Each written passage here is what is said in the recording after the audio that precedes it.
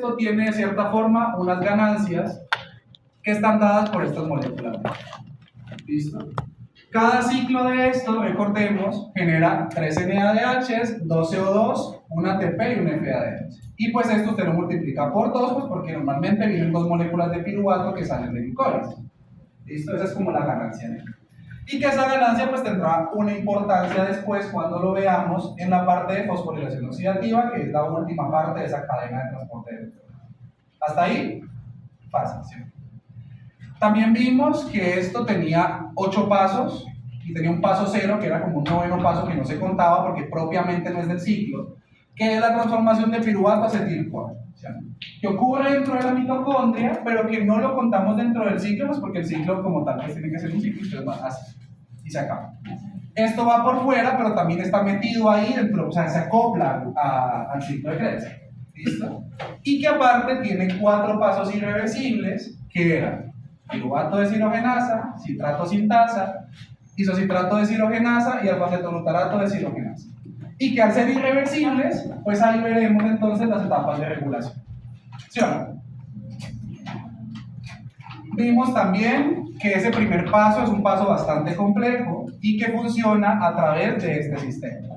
¿Alguien se acuerda de cómo funcionaba ese sistema que me lo pueda explicar o intente explicarlo? Señor, lo escucho. Tenemos que hay un... Si quiera que con el centro usted puede señalar por si se le hace más fácil o separa. Pues, primero tenemos un grupo o bueno, una lipamida, la cual nos va a servir como transporte.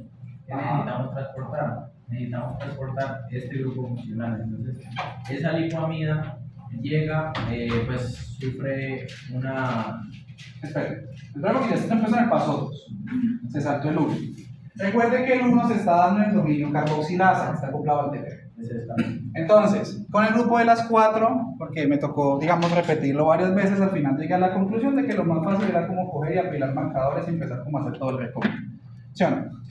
Entonces, a este dominio de piruvato de carboxilasa llega el piruvato, que es este. Cada marcador pues, es un carbono. ¿Sí o no? Él llega al dominio carboxilasa y se encuentra con que él utiliza el TPP. ¿Sí o no? Ese TPP lo que va a hacer es que va a coger los 2 carbonos con los que se queda finalmente y este que sale como un producto de la reacción en forma de CO2. Entonces hasta ahí va el TPP agarrado con los 2 carbonos que le quitó al piruvato. Ahora sí continúe con lo que usted estaba diciendo. Ahora, pues ese TPP va a dejar como tal el carbono que no nos sirve, por decirlo así. Entonces lo deja ahí en el grupo funcional y esa lipoamida lo que hace es como cogerla y transferirla a el dihidrolipamida de hidrogenasa. Entonces en ese caso lo que ocurre es, tenemos otra vez el piruvato. Supongamos que este vertecito es el TPP. El TPP lo que hace es que se agarra esos 2, este carbono que sobra se sale como CO2. Entonces el TPP va por ahí y pasa al siguiente dominio, el brazo lipoamida, que es el que su compañero describe. Literalmente es un brazo. El brazo lo que hace es que va a entrar y le va a arrancar esos 2 carbonos que tenía el TPP. Los coge y se los quita. Y ahora sí el brazo lipoamida se queda con esos 2 y ahí vamos. ¿De ahí qué ocurre? Entonces ahí pasa a otro dominio, ¿no? Así, que es el... Igual. Y es hidrogenasa. No, antes de. Vamos aquí. ¿No? El transacetilasa. Acordate todos los nombres. Vamos en el transacetilasa, porque ahora va a tener que pasarle esto a quién. El brazo lipoamida va aquí, ¿sí o no? Ya le quitó los 2. Los pone en el dominio transacetilasa y aquí se lo pasa. Entonces el acetil-CoA se llevó esto, ¿sí o no? Y quedó el brazo. Y como ustedes se dan cuenta, el brazo tiene que estar cerrado para que funcione. Pero al soltar, esos 2 carbonos queda abierto. Y ahora sí pasa a cuál dominio. ¿Para qué? Para volver a cerrar el brazo y ahora sí tener como el brazo regenerado. Y queda faltando algo. ¿Qué es? Una óxido de reducción. ¿Para qué? Para volver a equilibrar este FADH y este TPP. Más que el TPP es el FADH. Porque acuérdate que aquí está en su forma reducida, pero para poder empezar la reacción necesitamos de la forma oxidada. O sea que aquí se acopla a la NADH y entonces ahí vuelve a su estado inicial generando el primer NADH que se produce en ese paso C. ¿Sí? ¿Claro para todos? ¿Sí? Acto seguido a eso, pues ya pasamos el paso 0 y pasamos por ese montón de pasos que vimos, ¿no? Y ahí terminamos. Entonces, recordemos que cada ciclo que tenemos del ciclo de Krebs está sacando, ¿cuánto CO2? ¿Cuánto CO2 quita? 2. Porque recordemos que empezamos de una molécula que es el acetil-CoA, que carga 2 carbonos, y se los pone a una molécula de oxalacetato, que tiene 4. 4 más 2, 6, que representa el citrato. Y cuando pasa toda la vuelta, ¿en qué termina? Cuando se acaba todo el ciclo de Krebs, ¿en cuántos carbonos termina? En oxalacetato, es decir, otra vez en 4. ¿Y qué pasa con estos carbonos que están señalados aquí en azul? ¿Qué está ocurriendo a lo largo de ese ciclo? ¿Se acuerdan? Para todos es claro cómo se van perdiendo esos carbonos, chicos. O sea, ¿por qué esos carbonos terminan perdiéndose de esa molécula? ¿O no? Bueno, ya por allá me hicieron cara de que no. Entonces volvemos a los marcadores y por ya te dije que descubrí las 4 porque si no, pues no entendemos, que bueno, no importa. Me encuentro una manera. Imaginémonos que los marcadores son carbono otra vez. Chao. Entonces tenemos aquí el acetil-CoA que trae 2 carbonos. Y el oxalacetato tiene 4. Entonces, en el primer paso, que es la citratosintasa, lo que va a hacer es que va a coger estos 2 carbonos y se los va a colocar aquí arriba. Ahora tenemos los 6 carbonos. Entonces, ojo con estos 2. A lo largo de los pasos, lo que va a ir ocurriendo es un proceso de descarboxilación, o sea, se van a perder carbonos. ¿Que salen dónde? En el paso 3 y en el paso 4, o sea, isocitrato de deshidrogenasa y alfa-cetoglutarato de deshidrogenasa. Entonces, ¿cuáles son los carbonos que están saliendo? Sale este y sale este. Y quedamos ahora con 4 carbonos nuevamente. Y eso sigue y sigue y sigue ese poco de pasos, y al final del 8, él se transforma en el oxalacetato. Aquí tenemos otra vez una molécula de 4 carbonos. Y ya dijimos de que ese oxalacetato vuelve a entrar al ciclo. ¿Estamos de acuerdo? Entonces, ¿qué pasa? Que ahorita,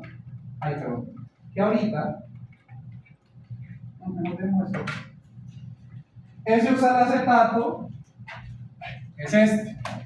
Y vienen 2 carbonos nuevos que se ponen ¿en dónde?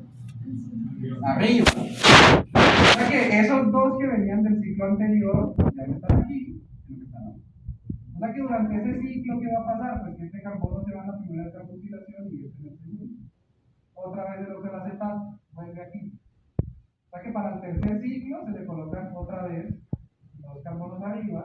¿Y cuáles son los carbonos que se van a perder en ese ciclo? Los 2 del principio. Y por tanto, cuando usted ya lleva 3 vueltas del ciclo de Krebs, ese carbono ya desaparece. Los primeros 2 carbonos que puso en el primer ciclo que se hizo, en el tercer ciclo ya no. Y son carbonos nuevos. ¿Y por qué se han perdido? Pues porque se han ido en forma de CO2. ¿Para todos es claro, chicos? Bueno.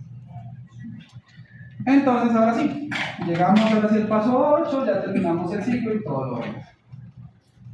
Resulta que una de las cosas que hablamos la clase pasada era que el ciclo de Krebs es el centro de un montón de cosas asociadas. Y entonces, como ustedes se imaginarán, pues a mí me toca volver a estudiarme todo esto, porque ni que me lo supiera así al detalle siempre, entonces me toca volverlo a leer, volverlo a estudiar por si acaso. Y para los que se profe los videos, hay un canal que se llama literalmente metabolismo en YouTube, metabolismo. Se pone ciclo de Krebs metabolismo, es un canal que se llama metabolismo. Es buenísimo, literalmente es un resumen ejecutivo de todo lo que vemos. Entonces usted puede llegar, sale de mi clase y un día que esté bien despachado y nada que hacer antes de dormir, usted no tiene sueño. Dice, ay, qué ganas de estudiar el ciclo de Krebs a las 11:30 de la noche. Entonces usted busca metabolismo, ciclo de Krebs y abre. Y de hecho, pues esto es una captura del video que me pareció buenísimo, que literalmente estaba ahí resumido todo lo que yo necesitaba. Captura del video, pum, para la diapositiva. Pues el material está para usarse. Entonces resulta, chicos, que en el ciclo de Krebs existe entonces, como les dije, es una ruta anfibólica, es decir, puede estar involucrada en catabolismo o anabolismo. Y aparte de eso, muchos de sus intermediarios pueden empezar a salirse para rutas alternas. Porque como les dije, cuando ustedes buscan el plano general de todo el metabolismo, todo tiende hacia glucones. Perdón, ciclo de Krebs. Y entonces, lo que va a pasar es que de aquí van a salir cosas para otras rutas y también de otras rutas van a entrar cosas al ciclo de Krebs. Y eso es lo que se conoce como las reacciones catapleróticas y anapleróticas. Entonces, reacciones catapleróticas son las que gastan los intermediarios, es decir, que cogen algo del ciclo y se lo llevan a otra ruta. Y las anapleróticas son las que hacen lo contrario, que cogen a partir de otro ciclo y los meten al ciclo de Krebs. ¿Listo? Y esas rutas pues están ahí involucradas para poder dar muchas moléculas, que como se van a dar cuenta y lo iremos viendo a lo largo de este segundo corte, están asociadas en un montón de rutas alternas para producir aminoácidos, ácidos grasos, hasta grupos como por ejemplo las porfirinas, que es lo que genera el grupo E. Señor. Entonces, digamos, las anapleróticas a la hora de poner una molécula del mismo ciclo y quitársela de se pausa o... No, piensa lo que es como que aquí estás, acuérdate del equilibrio químico. Si yo estoy gastándome esta molécula, lo que va a forzar por equilibrio es que ese ciclo tienda a generar más de esa molécula. ¿Listo? Y entonces, en ese sentido, el ciclo de Krebs, como les menciono, es como básicamente el servientrega de lo que se necesita para mantener el cuerpo vivo. Y entonces empezamos. Rutas catapleróticas, recordemos, son rutas que gastan lo que está en el ciclo para alimentar otras rutas metabólicas. Primera, el citrato. El citrato es una molécula que se gasta y que se saca de la mitocondria para poder hacer la síntesis de ácidos grasos. ¿Y por qué se saca de la mitocondria? Porque recordemos que habíamos hablado alguna vez, que yo les decía que no, que es que la mitocondria tiene ahí un montón de intermediarios que no pueden pegarse las rutas, entonces lo mueve, si no estoy mal, al espacio intermembrana y ahí comienza a ensamblar ácidos grasos. Como para quitarlo, porque si se queda dentro de la mitocondria, o sea, en la matriz mitocondrial, pues se lo va a gastar Krebs. Pero nosotros necesitamos generar ácidos grasos. ¿Y cuándo lo generamos? En un entorno de baja o alta energía. De alta energía, porque si usted está produciendo ácidos grasos, es porque créanme que esta energía no la hace falta. O sea, y por eso nos engordamos. ¿Ya? Y entonces, este citrato sufre o participa en una vía cataplerótica para transformarse en ácidos grasos y esteros. ¿Hasta ahí? Fácil. Lo mismo ocurre con el alfa-cetoglutarato, porque el alfa-cetoglutarato es la base para dos cosas, algunos aminoácidos y las purinas.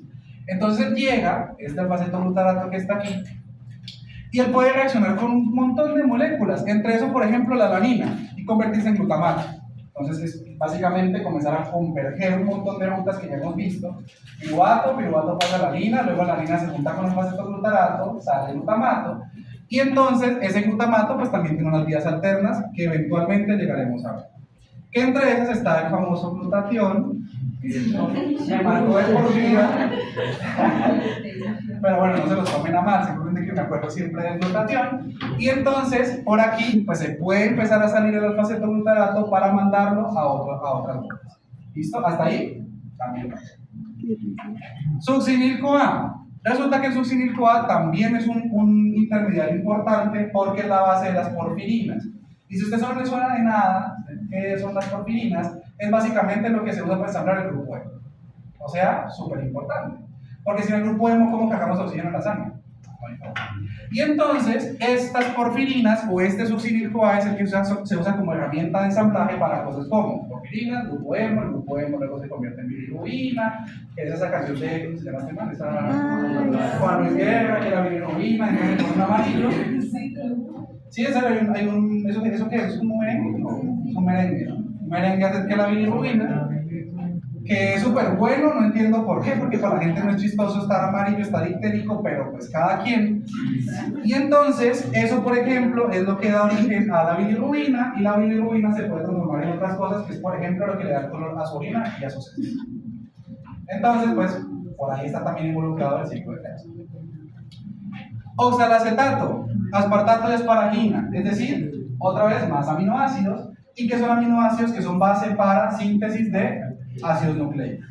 O sea, básicamente el ciclo de Krebs mantiene los intermediarios más importantes para que el cuerpo funcione, en pocas palabras. Porque si ustedes se dan cuenta, ¿qué está generando?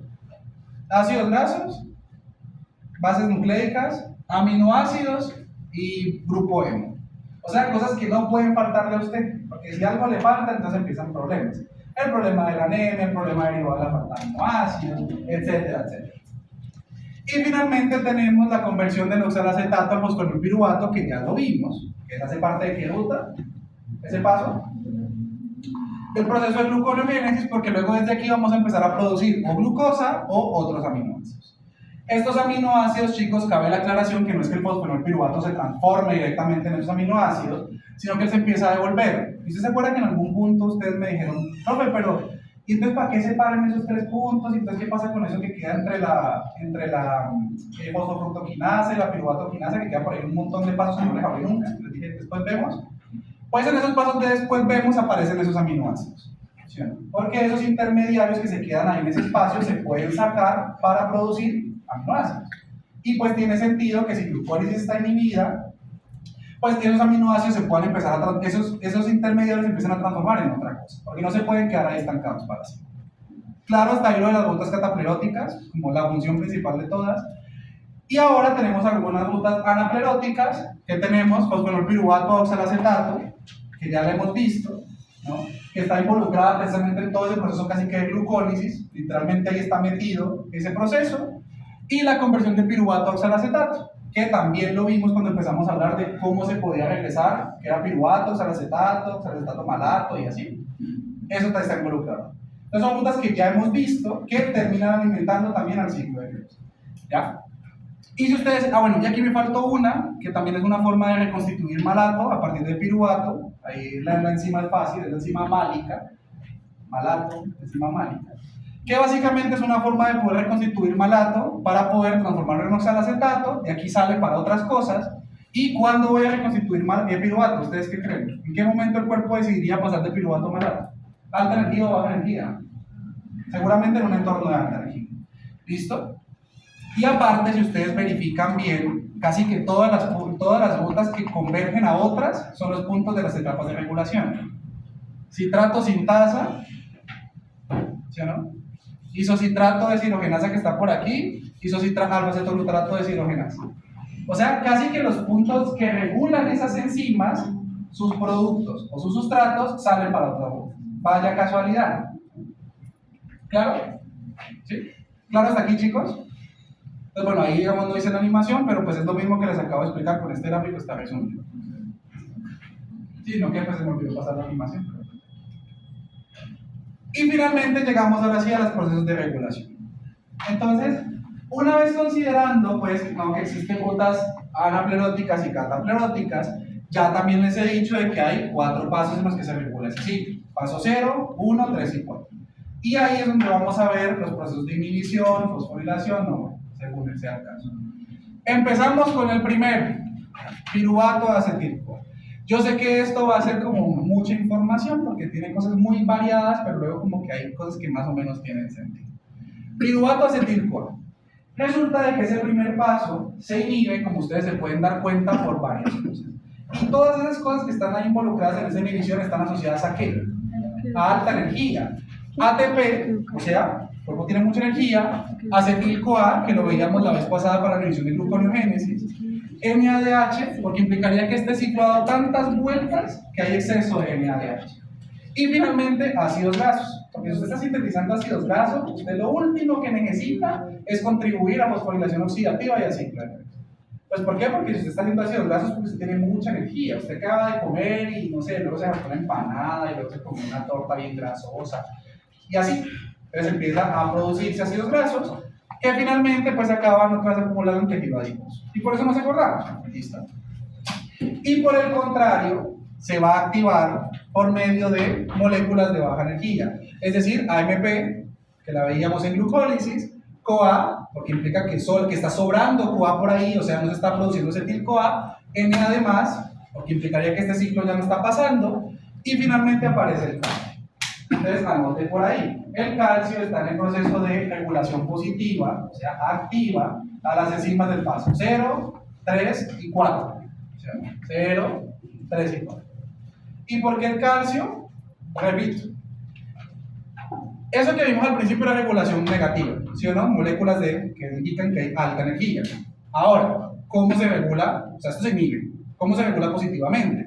A través de moléculas de baja energía. AMP, que es uno de los mismos marcadores que está en glucólisis. Na además, que le está indicando al organismo de que no se está produciendo NADH a partir del ciclo de Krebs. CoA, pues porque no se está utilizando para producir acetil-CoA. Y finalmente el calcio. Y lo que les digo es que el calcio va a estar en la regulación positiva de 3 de las enzimas del ciclo de Krebs. El paso 0, el paso 3 y el paso 4. O sea, piruvato de deshidrogenasa, isocitrato de deshidrogenasa y finalmente alfa-cetoglutarato de deshidrogenasa. Si quiere verlo de otra forma, en las deshidrogenasas que regula el ciclo de Krebs. Porque esta es una sintasa que no está regulada por el calcio. ¿Hasta ahí? No. Los marcadores que nosotros vemos en ese primer paso son muy parecidos a lo que veíamos en glucólisis, en las otras rutas. Son marcadores de o muy alta o muy baja energía y por eso tenemos el AMP. ¿Ya? Porque este ciclo se va como a iniciar de golpe cuando tengamos muy baja energía y necesitemos energía rápida. Porque igual tengan en cuenta de que glucólisis produce ATP, poquito, pero lo produce. Entonces podemos mantenernos de cierta forma a partir de ATP. Vea, de glucólisis netamente, pero llega un punto en el que no. Y entonces toca activar el ciclo de Krebs y fosforilación oxidante. ¿Hasta ahí? El tema está en que si ustedes empiezan a dar cuenta, las siguientes dos enzimas, es decir, la del paso 1 y la del paso 3, están reguladas por ADP, no por ADP. Y eso está ahí, ¿por qué? Porque si nosotros esperáramos a que el ciclo reconociera muy baja energía, entonces no se sintetiza nada más. No hay síntesis ni de aminoácidos, ni ácidos grasos. ¿Por qué? Pues porque el ciclo tendría que esperar a que usted esté ya en las últimas. Y eso no le interesa, sino que a pesar de que haya un poquito de gasto energético que esté produciendo cantidades significativas de ADP, el ciclo empieza a andar. Para darle a usted un poquito más de energía, pero aparte de eso, para tener intermediarios necesarios para mandarlo hacia las bocas. Señor. Y el paso 0 no se regula con ADP. ¿Este paso 0?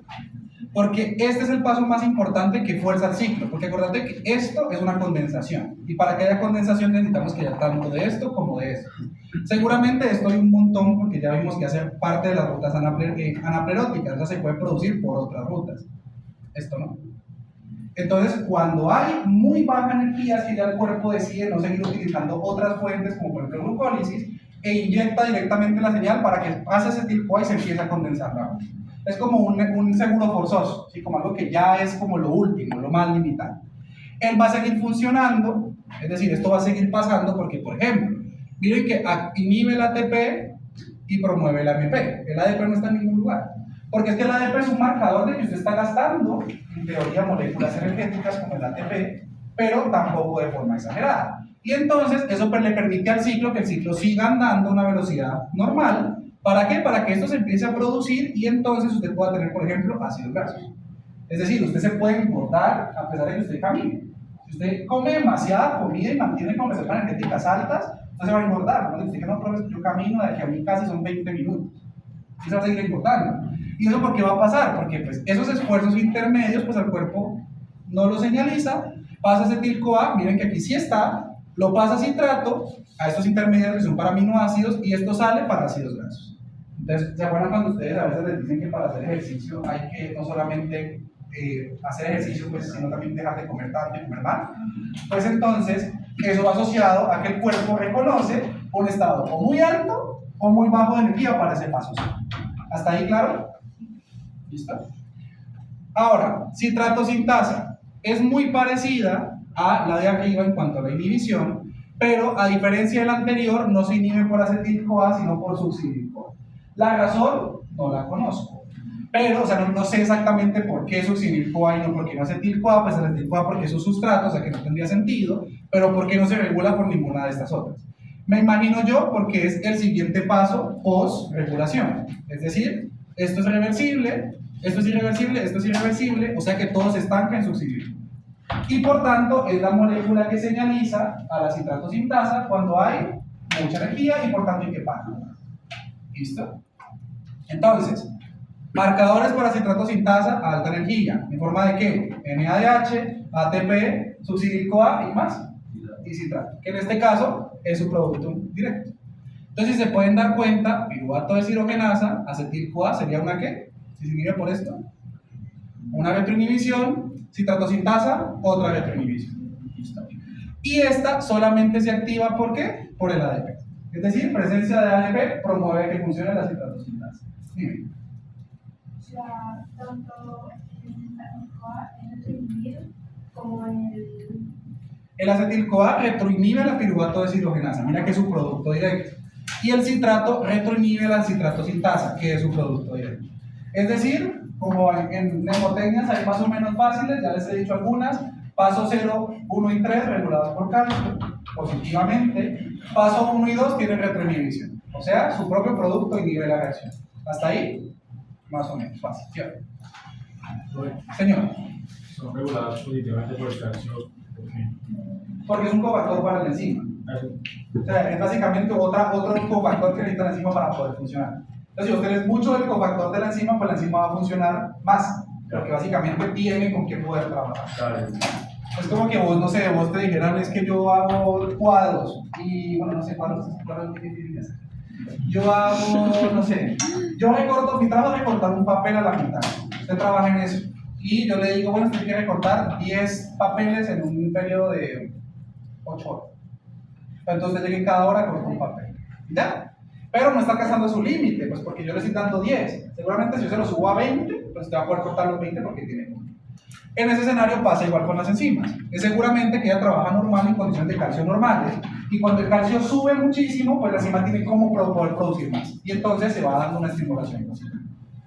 ¿Listo? ¿Claro el segundo paso de la regulación? Bueno, algo que me salté de hecho, lo siento. Y es este paso de la piruvato deshidrogenasa, el primer paso, o sea, sí se regula por eso, pero salvo la retroinhibición de ese acetil-CoA, suele estar dado por un proceso de fosforilación y desfosforilación, como veíamos en el caso de la piruvato quinasa 2 FB-PASA2, algo parecido. Cuando no está fosforilado, está activa. Cuando está fosforilado, está inactiva. ¿Listo? Entonces, eso es pregunta de parcial. ¿Cómo se regula la fosfato deshidrogenasa? Ahí está. Fosforilación, o sea, modificación covalente reversible. ¿Estamos de acuerdo? Paso 3. El paso 3, que sería la isocitrato deshidrogenasa, solamente se inhibe por presencia de ATP. Es decir, cuando hay mucha energía, inhibe esa enzima. ¿Y qué sentido creen ustedes que tiene que esto se inhiba por ATP y esto también? ¿Cuál es el objetivo? Pero vamos más allá, veámoslo como el proceso de integración. Estamos bloqueando aquí, estamos bloqueando acá. ¿Qué objetivo tendría eso para la ruta? Tenemos mucha energía. Ya les he dicho más o menos qué pasa. Ácidos grasos. Porque miren que está trabando el sistema aquí, y este citrato que ya se produjo se convierte en isocitrato. Esto es reversible, o sea que esto puede ir en ambas vías, pero aquí también está parado. Entonces se convierte en citrato y ahí sí se producen ácidos grasos. Y entonces dense cuenta cómo la ruta pues, va teniendo sentido en relación de regulación contra esas rutas catapleróticas y anapleróticas. ¿Claro para todos hasta ahí? Les dije al principio, 1, 3 y 4 reguladas positivamente por calcio, y aparte esta está regulada positivamente por ADP. Esta de aquí. Y al final, alfa-acetoglutarato tiene una retroinhibición, entonces sería en realidad 1, 3 y 4. 1, 0, 1 y 4, perdón, retroinhibición por succinil-CoA, inhibición por NADH, o sea, moléculas de alta energía, y se puede estimular positivamente por calcio y calcio. No, pues ahí está, literal, calcio y calcio. ¿Listo? Entonces, chicos, dense cuenta que yo sé que la regulación aquí pues es un poco más, digamos, confusa respecto a glucólisis, que era más como, tenía como todos los pasos tenían sentido. Aquí hay unas diferencias claves relacionadas a la producción de las rutas anapleróticas y catapleróticas. Señor. Una pregunta, entonces el 0, el 1 y el 4 es retroinhibición. Vamos por partes. 0, 1 y 4 están retroinhibidos. Sí. Por tanto, su propio producto, su producto directo, inhibe la reacción. ¿Sí? Estas y estas son puras moléculas de alta energía. Porque mira, las inhibiciones. ATP, su propio producto, NADH. Y CoA en este caso, pues es un succinil-CoA que viene de acá abajo. ¿Sí? Este solamente por ATP y este por lo que queda faltando, que sería el succinil-CoA y el NADH. ¿Cómo se activan? Pues todo lo contrario a lo que está acá, incluido el calcio, porque les dije 0, 3 y 4 modulados por el calcio. Entonces sería como, veanlo así como ADP, calcio y ADP y calcio. O sea, como uno, los dos juntos y luego el otro. Y listo. Eso entonces, como les digo, no lo desliguen de lo de las rutas, porque si ustedes se van dando cuenta, toda esa regulación fuerza al sistema a detenerse en sitios importantes y sitios donde se van a producir otras moléculas. Entonces, por ejemplo, como podemos ver, todo el ciclo se empieza a parar cuando hay alta energía. Y entonces, ¿cuál es la lógica de pararlo ahí? Pararlo aquí, ácidos grasos. Pararlo aquí, acuérdate que esto está parado, esto está parado. Esto es irreversible. ¿Esto para qué se va? Alfa-cetoglutarato, ¿para qué dijimos que se iba? Aminoácido a través del glutamato. Succinil-CoA, grupo SEMO, que sería solo como succinil-CoA y puede seguir dando la vuelta hasta oxalacetato para irse para un proceso gluconeogénico.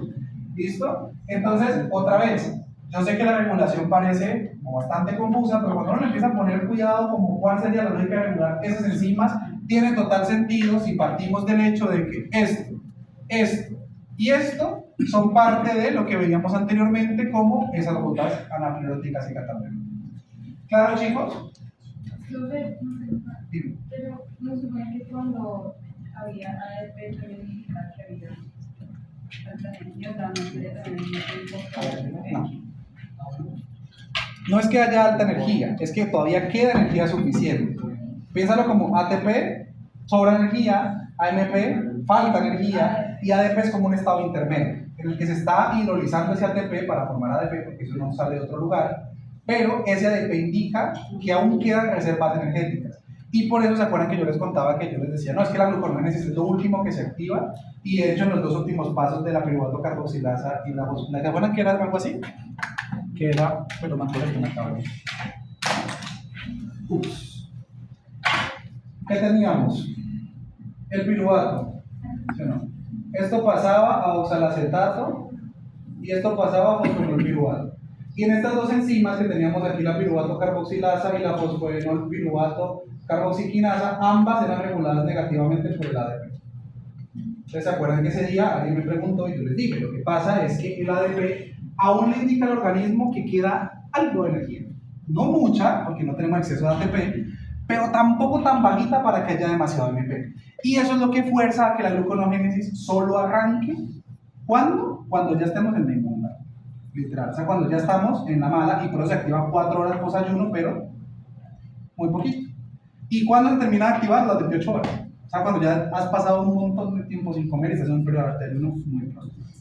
Aquí, por el contrario, lo que le está diciendo al cuerpo es, sigue habiendo energía, pero acuérdate que como estos son intermediarios importantes, si esto no estuviera o estuviera regulado negativamente por el ADP, imagínate entonces cómo harías este proceso. Solo producirías, por ejemplo, aminoácidos cuando estás en ayuno, y eso no tendría ningún sentido, porque entonces el ciclo de Krebs sería una ruta exclusivamente catalítica, pero no es así. Una ruta también que puede ser anabólica porque ella tiene forma de cómo construir moléculas grandes a partir de moléculas. ¿Ya? ¿Claro? ¿Segura? O sea que no hay ATP y ADP porque Ellos coexisten. Acuérdate que todas las tres formas, el AMP, el ATP y el ADP, están coexistiendo. Solamente que cuando están apareciendo acá implica que hay más ADP de lo normal. Y al haber más ADP de lo normal, que implica que se ha hidrolizado mucho ATP. Es decir, mucho ATP lo estamos gastando. ¿Todavía queda? Sí. Pero todavía queda bastante ADP porque se está hidrolizando el ATP. Y cuando ya se acaba el ATP, es que ahora sí, ese ADP residual se convierte en AMP y ahí ya le analiza el cuerpo que no hay más energía. Listo ahí. Entonces, piénsalo en el hecho de lo que te digo. Si esto fuera también un proceso inhibitorio, solo cuando estuvieras en déficit energético es que podrías hacer todo esto. Y eso no tendría sentido, porque ¿cómo producirías ácidos grasos? ¿Cómo producirías aminoácidos? ¿Y cómo producirías, por ejemplo, el grupo hemo? No habría forma. ¿Listo? Entonces sería como que tendría que cansarme para poder obtener, por ejemplo, que los eritrocitos capten el grupo hemo. Y eso no tiene, eso no tendría sentido evolutivo. Sería literalmente complicarte la existencia. ¿Claro hasta aquí, chicos? ¿Seguros del proceso de regulación? Señor. O sea, básicamente, en pocas palabras, es que la diferencia de la gluconeogénesis, que era cuando uno no tenía nada de energía, en ese ADP es que, o sea, pues, se está hidrolizando el ATP y pues hay pues, baja, digamos, nivel de ATP, pero no es que estamos en full, como que no tenemos ya nada de energía, solamente que es un... Por eso te digo que la lógica de esto es pensarlo como que eso es un punto intermedio. Él va a estar funcionando, en este momento nos está funcionando. Estemos full, pues hablando de que estemos ya como llenos de energía y que no estemos haciendo literalmente nada, sino durmiendo, estaría como medio parado. Pero esto va a seguir funcionando. ¿Y por qué? Porque es lo que le interesa es que no hayan excesos. Si hay mucho ATP, o sea, usted está rico en energía, acaba de comer, echó a dormir, no está haciendo nada, ahí sí para el ciclo. Pero a menos de que eso no pase, el ciclo sigue funcionando por dos razones. Una, porque te va a terminar dando energía. Y dos, porque parte de esos intermediarios se van a ir a rutas anabólicas, o sea, a guardar reservas por si en algún momento se llega a acabar eso. Y por eso era que yo les decía que esta era las últimas opciones, porque esto es cuando ya usted está en la inmunda, o sea, usted ya no tiene nada de trabajo para eso.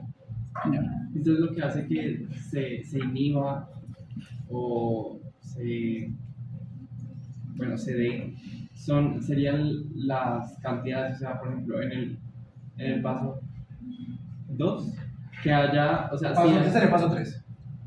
¿Este? Pues, el otro. ¿este? No, sí, ya, el otro. ¿Este? No. ¿Cuál? ¿Este? No, el de abajo. El 2. No. Paso 2. Paso 2. Sí, O sea, este. No, el 2. Ah, ¿tú por qué me dicen paso 2 y dices paso 3? No era 0.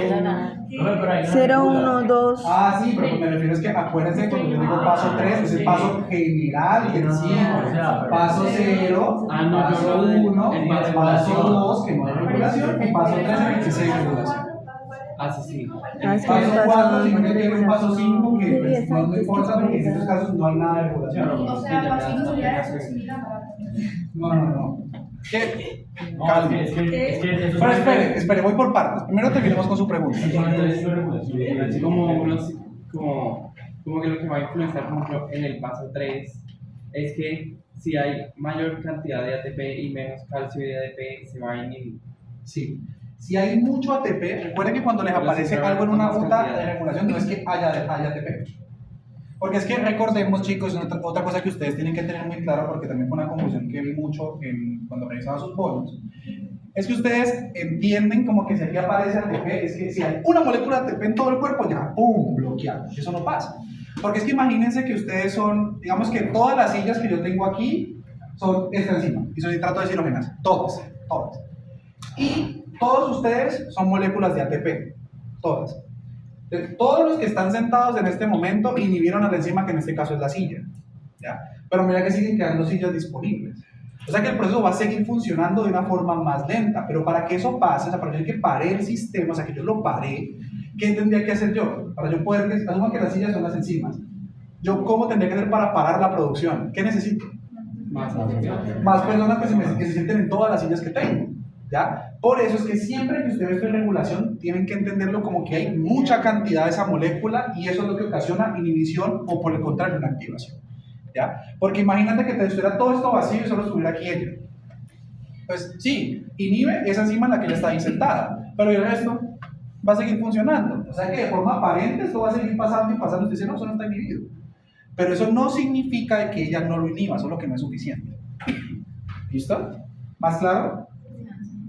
Ahora sí, lo que tú me decías, no, es que ese es el paso 5, solamente pues ahí tú me tienes las diapositivas, literalmente resumiré todos los pasos.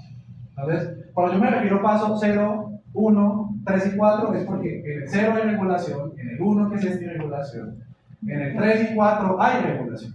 ¿Y por qué el ciclo se salta todo ese pedazo? Porque si te das cuenta, vamos aquí, que es el último que aparece, succinico A pasa a succinato, succinato a fumarato, ahí no hay regulación, fumarato a malato, tampoco hay regulación, y luego queda la última parte que es el oxalacetato, que tampoco hay regulación, pero esto sí sale para otras rutas. Entonces, por eso es como que el gráfico te lo resume de una forma como más... ¿Qué pasos hasta ahora no es lo que no? Ya. En este orden, estamos hablando del paso 0, paso 1, el 2 porque no lo hablamos porque no tiene regulación, paso 3 y paso 4.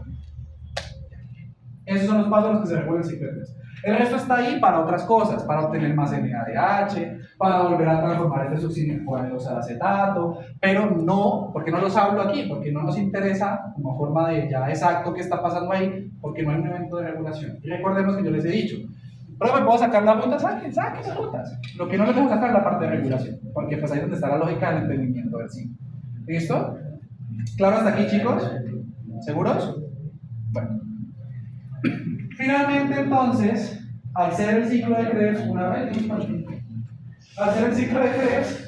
una ruta muy centralizada, vamos a tener en que obviamente hay problemas relacionados o bueno, aplicaciones clínicas relacionadas a el entorpecimiento del ciclo de Krebs. ¿Listo? Y el primero, el que les encanta a ustedes, emborracharse. ¿Sí? Emborracharse para y estorban el ciclo de Krebs. ¿Cómo? Ah, no, pero eso emborracharse ustedes no lo saben, ¿sí? Nunca, nunca. Nunca han pasado por su primer guayabo. ¿Sí? Eso solo por eso que Es mejor Sí, eso sí. a ustedes les tocó ese comercial de, creo que era de RCN, de un man que llegaba a la casa. Era un señor que jamás había sido fantasma. Sí, que él se volvía como un fantasma y llegaba a la casa y entonces ya la familia no estaba, Porque así. era un alcohólico, era No me meto con la belleza que mi mamá le hace un disfraz de Bueno, volvamos acá, chicos, por favor. Entonces, el alcohol entorpece muchísimo el ciclo de Krebs. Y entonces, ¿por qué creen ustedes? Pues yo sé que aquí dice, sí, interrumpe el ciclo de Krebs y gluconeogénesis. Pero entonces yo les pregunto, de lo que hemos visto, ¿se acuerdan o logran como atar algo de por qué el etanol o el consumo de etanol estaría entorpeciendo Krebs? Pues yo tengo más que todo por la producción de, porque al uno estar tomado empieza a deshidratarse. Ok. Y al deshidratarse uno deja de pues tener como tal calcio, sales, calcio, o sea, nutrientes básicos. Ok. Entonces esos nutrientes, pues el calcio por ejemplo, estimula a la producción de Krebs. Al tener baja producción de calcio, pues no se va a estimular. Entonces eso hace como que se pare. Ok, listo. ¿Qué más? Háganle. El etanol no era más o menos como un estímulo pero Sí, entonces pero no en microorganismos. Pero, o sea, en microorganismos, o sea, nosotros no producimos etanol. Pero acuérdate que el etanol, si nosotros lo procesamos de alguna forma, o sea, nosotros podemos procesar el etanol. Entonces les ayudo. Les ayudo recortando cositas. Nosotros tenemos etanol, ¿sí o no? ¿Qué es lo que ustedes se toman? Eso pasa por dos procesos. ¿A qué se convierte? Pues sí, usted está involucrado en esos tres. ¿En qué se convierte el etanol? ¿Cuál es el primer paso? A ver, recuerden, si no se acuerdan, busquen. ¿En qué se convierte el etanol? ¿Ah? No. Empieza por A.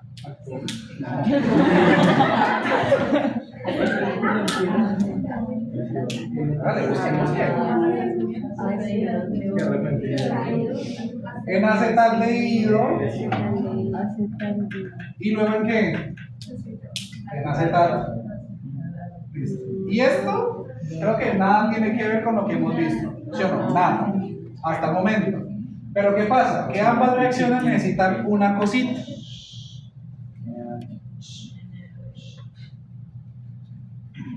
Ah, bueno. ¿Qué se está produciendo? NADH. NADH. ¿Y qué dijimos que el NADH con ciclo de Krebs? Inhibe el ciclo de ADH. Entonces, por ese lado, usted está en la mala. ¿Por qué? Porque siempre usted va, cuando usted, pues obviamente tomar una cerveza, pues no tanto. Entonces, primera razón, sí, precisamente usted se deshidrata un montón. Y al deshidratarse, pues usted se lleva un montón de iones, no solamente el calcio, que están involucradas en todas las otras metabólicas del cuerpo, señalización celular, captación de nutrientes, canales, poros, acuaporin, eso tiene todo. Esa es una. Dos, tiene que ver con el tema del etanol, que lo podemos transformar en otra cosa, y es porque se produce NADH. O sea que usted está produciendo NADH y NADH, entonces se pega esas pedas destructivas que usted el otro día amanece por allá como en un hueco, usted no sabe cómo amaneció. ¿Se han visto qué pasó ayer, hangover? Sí. Que usted despierta, abre la puerta y hay un niño en el baño, así, y usted el otro día se siente re mal, usted se siente destruido y que le pasó un camión por encima, entre muchas otras cosas porque usted está perdiendo energía, lo que marca, porque para el cuerpo usted está bien, usted tiene buena energía, usted tiene NADH, o sea, todo súper bien. El problema es que no es así. ¿Y qué más? ¿Y si hay NADH, NADH, qué otras versiones de involucradas? ¿De quiénes? Pensemos en las rutas anapleróticas y catapleuróticas que vimos. Bueno, les ayudo. Bueno, no está tan ahí, es un paso intermedio. Acuérdense que para usted poder hacer, usted se acostó a dormir, se vomitó, o sea, usted se vomitó antes de acostarse a dormir, o sea que toda la comida que usted alcanzó a comer fue. O sea que el glucólisis le duró 1 hora y ya. Y como usted está borrachísimo, usted se va hasta el día siguiente, hasta las 12 del día, o sea, usted lleva como quién sabe cuántas horas en ayuno. Y entonces se acordará que es lo que llama gluconeogénesis, ¿sí o no? Y entonces el oxalacetato se convierte en una cosa que se llama malato, y luego el malato dijimos que está en la mitocondria, entonces el malato sale y se convierte en oxalacetato afuera. ¿Sí o no? Pero resulta que pasa un problemita, y es que esta reacción es una reacción reversible, o sea, eso puede pasar en ambas vías, y aquí está el NA de más, y aquí está el NADH. Y como usted le está metiendo mucho NADH a su cuerpo, entonces esto, perdón, esto va a reverso. Bueno, pongámoslo aquí, simplemente le cambio el más, la NA de más y NADH. Entonces, como usted le está metiendo, al revés, no me acuerdo, se me va en este momento el orden de las cosas. Creo que es así. O sea, si hay una H abajo, pasas oxalacetato, se queda guardado como oxalacetato, otro mismo. Entonces usted está metiendo mucho de este cofactor, al igual que habíamos en el caso del calcio, y entonces esto coge, que desde hacia acá se queda guardado dentro de la mitocondria, y ¿quién hace usted con eso? Nada. O sea que aparte de que está vomitado, orinado, borracho, con dolor de cabeza, muerto por una sana, aparte, gluconeogénesis tampoco puede hacer, o sea que aparte de todo está hipoglucémico. O sea, de todo. Y al otro día usted se levanta y usted siente terrible, ¿estamos de acuerdo? Ustedes se han emborrachado y han pasado su primer guayado, sabrán que eso es la cosa más maluca del planeta. Pero bueno, claro chicos, entonces, la importancia entonces del tema del etanol relacionado con el ciclo de Krebs. ¿Sí o no?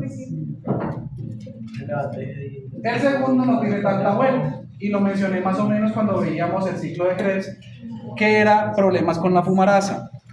Hay personas que a nivel genético no producen una cantidad de fumarasa suficiente, o sea, hay poquito, ¿verdad? Y si hay poquita fumarasa, pues entonces se va a producir precisamente la interrupción de la formación del L-malato, que es una de las últimas vías que vimos del proceso de el ciclo de Krebs, ¿no? El paso 7. Y entonces tenemos el L-malato, esto ya no se produce, pero el cuerpo está por ahí buscando cómo reconstituir eso. Entonces yo por ahí les dije, no, que la enzima mágica, que se transforma en piruvato, en malato, que no está aquí. Y entonces el piruvato, ¿dónde lo va a sacar? Pues del GAIA. ¿Y dónde hay? Pues de glucólisis. Y entonces ya se saltó todo usted esta vuelta y lo mandó directamente a malato, o sea que perdió potencial reductor, perdió ATP, perdió electrones para la cadena fosforilación de electrones. Y por eso esta gente, creo que si mal no recuerdo, básicamente nacen así, duran unas semanas y luego chao. ¿Por qué? Porque eso da como falla orgánica total, pues porque somos seres muy grandes, muy complejos y hay que producir un montón de energía. Y si usted no tiene cómo hacer fumarasa, pues por bastante fumarato malato, a través de fumarasa, pues sencillamente su cuerpo no responde y ya está. Y de hecho también hay cosas, como por ejemplo el fluoroacetato, que no tiene que ver tanto con personas, es usado principalmente como pesticida para matar ratones. Pero pues luego no falta el niño que dice, ay, una botellita de color, pum, vele. Y entonces, usted en plena borrachera llega a su casa ya vomitado y todo y se ve un chocito para terminar la noche y despierta y lo levanta Diomedes, ¿no? Y le dice, buenos días, entonces, en ese sentido, el fluoroacetato inhibe la aconitasa, que recordemos que está en esa parte o involucrada en esa parte de citrato y isocitrato, o sea, estamos perdiendo también una parte de la cadena, para los que no se acuerdan, están aquí. ¿Listo? Está en este proceso. Y entonces, no se produce isocitrato, estamos interrumpiendo el ciclo, estamos perdiendo literalmente todas las reacciones que dan potencial reductor. Al no dar potencial reductor, no va a haber energía. Spoiler, se muere el ratón o se muere usted si no lo llevan por lo que es. ¿Sí o no? Entonces, como se pueden dar cuenta, pues el ciclo de Krebs es un ciclo muy importante. Y pues que está involucrado para muchas cosas y no solamente para producir energía. O sea, sí es una de sus funciones más importantes, pero no es la única. Y por eso existen las rutas cargas melódicas y las melódicas. Por favor, si lo estoy repitiendo tanto para que lo estudien, hombre. Porque el parcial claramente no puede hacer. ¿Listo? ¿Hasta ahí?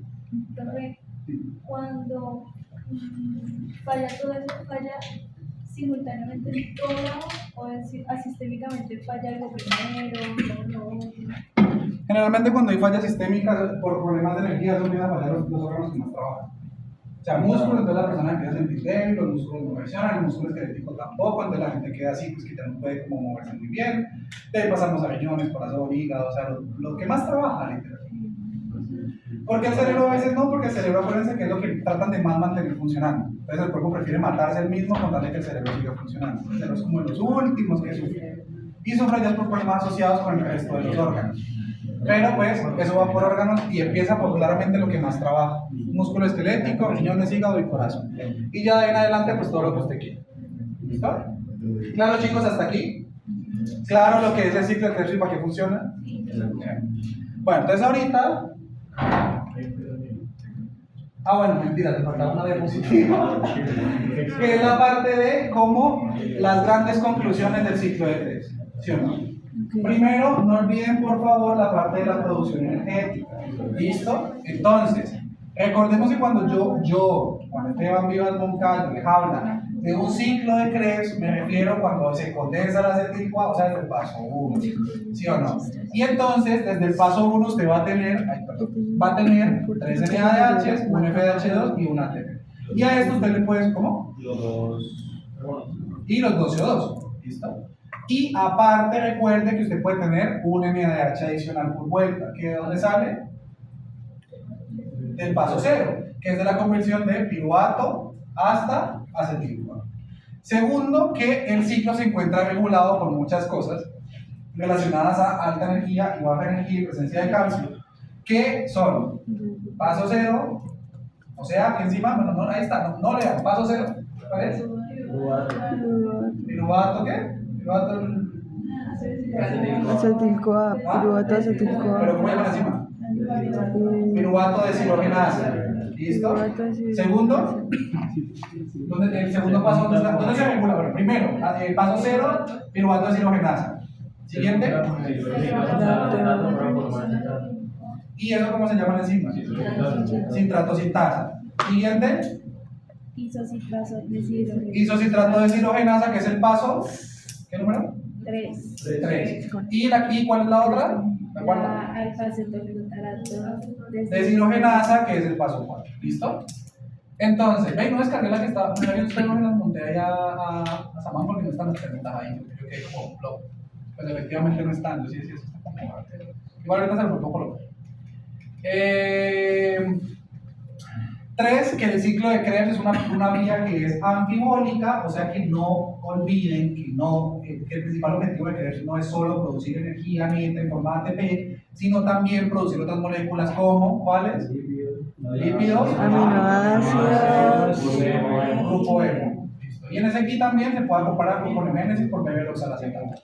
Y finalmente, pues que recuerden que todos los problemas asociados al ciclo de Krebs derivan en todo lo que ustedes acaban de decir y aparte generación de baja energía y por tanto pues vimos algunas aplicaciones clínicas derivadas del entorpecimiento del ciclo de Krebs.